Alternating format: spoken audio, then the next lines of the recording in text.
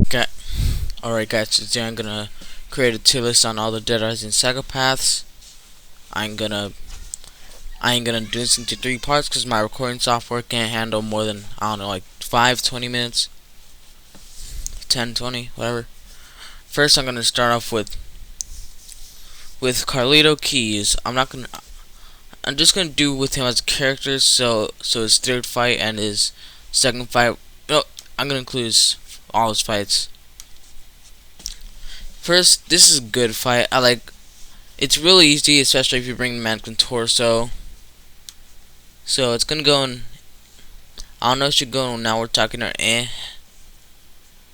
but I'm gonna just have it in here. Next we got next we got his second fight being slightly more challenging than the first one, because I think of this one he has 2,000 health. Cause every time after case 1 he has 2,000 health. This one, it's good. It's not GOAT, but it's really good. This one, for me, I don't like this one. It's really annoying. Kind of doo-doo. I hate it. I really hate it. Hate this fight. Next is Clear to Sandston. He's a challenging fight.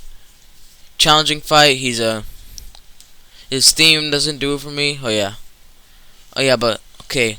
Carlito's first and second fight, they have good things. But the third fight, not a fan of the theme.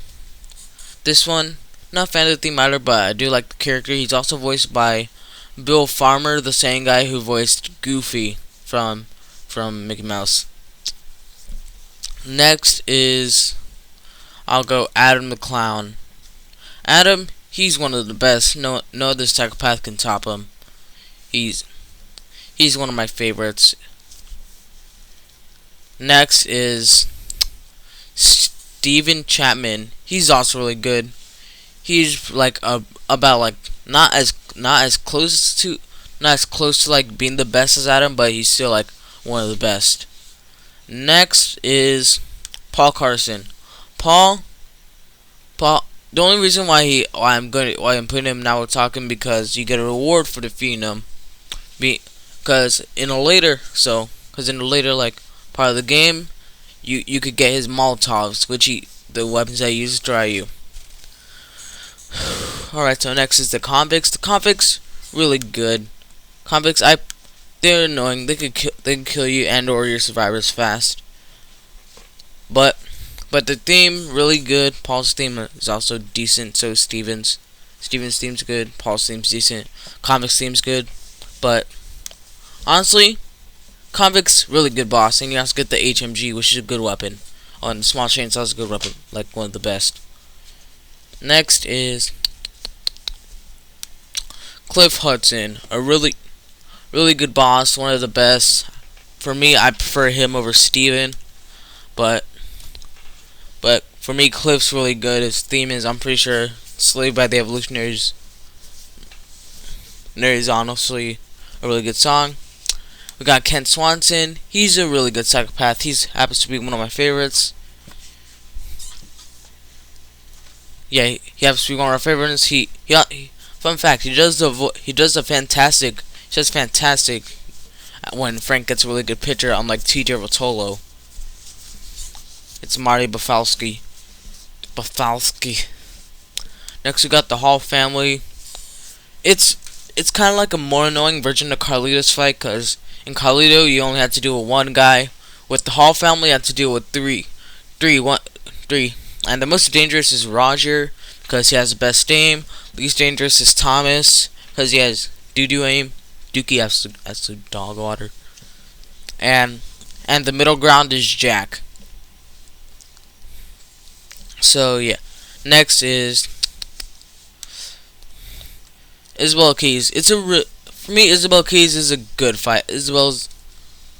She becomes a companion later on in the game, and you get the motorbike.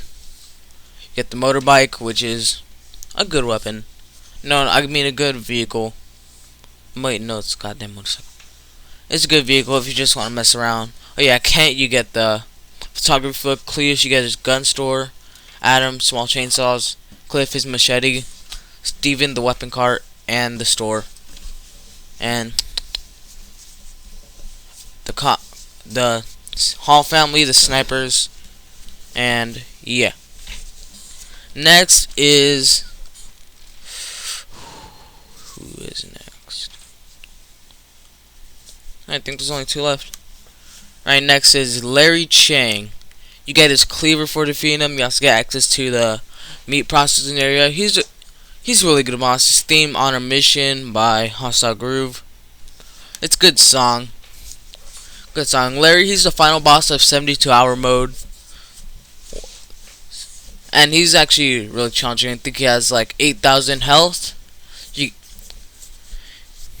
And Carlito dies at the end of the mission. Good, because he killed Bread.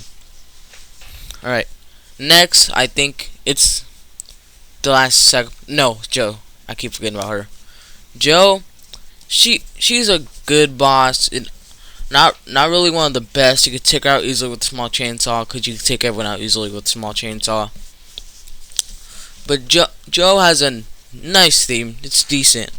I think Heaven's creeping in by a supernova syndicate. She's a really disgusting psychopath. You get her stun gun for defeating her, which you can find anywhere. You can find it in like the boxes in the warehouse, if you like right near the security room. Then next we got, I think this is the last psychopath for Dead Rising 1. Next, Sean. Sean, you get Sean. He introduced really early on in the game. He brings in the wrinkle coat, which are very annoying.